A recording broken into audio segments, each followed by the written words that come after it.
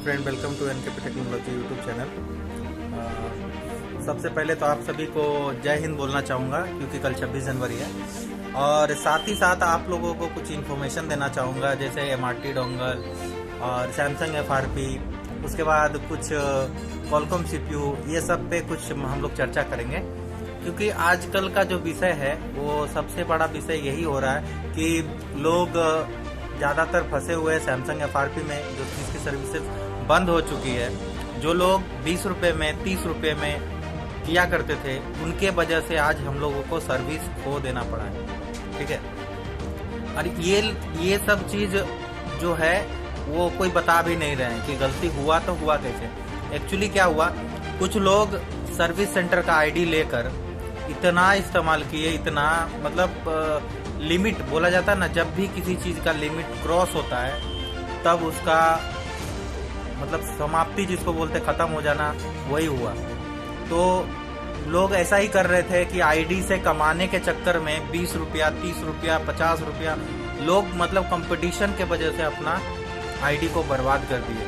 तो आखिरकार कंपनी भी तो देखेगा ना कि इतना एफआरपी आ रहा है, इतना लॉक हो रहा है, तो आखिर ये सब जा कहाँ रहा है और हो रहा है तो कहाँ से हो रहा है, वो छानबीन स्टार्ट कर दिया। उसके बाद न जाने कितने सर्विस सेंटर के लड़के का नौकरी चला गया, सब नौकरी से हाथ धो लिए।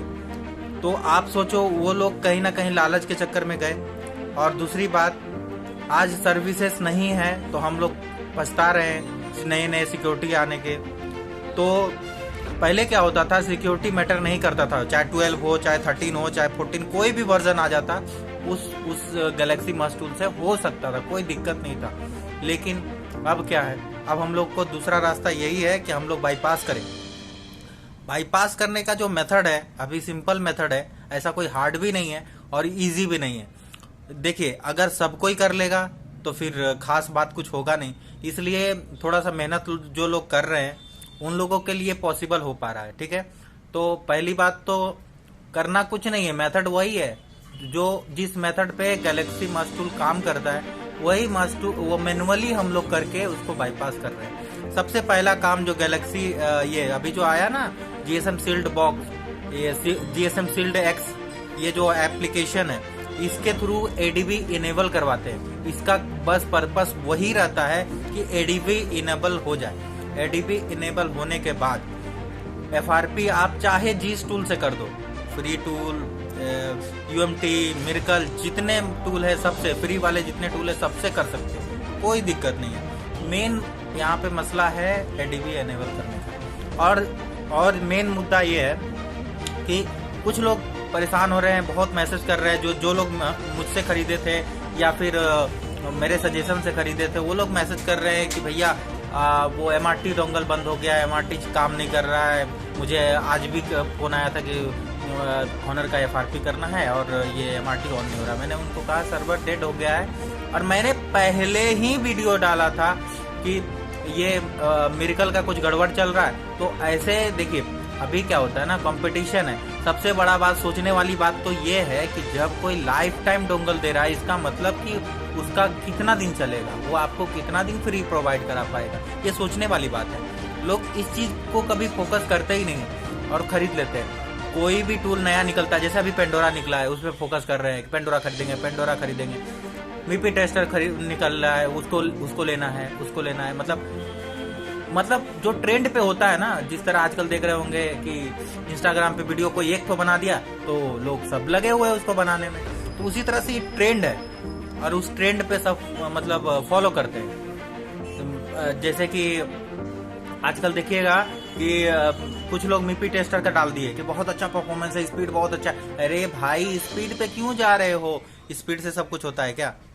अगर आपका काम उसमें नहीं हो रहा है, प्रोग्रामिंग नहीं हो पा रहा है, कुछ फॉल्ट आ रहा है, वो भी तो दिखाओ यूट्यूब पे।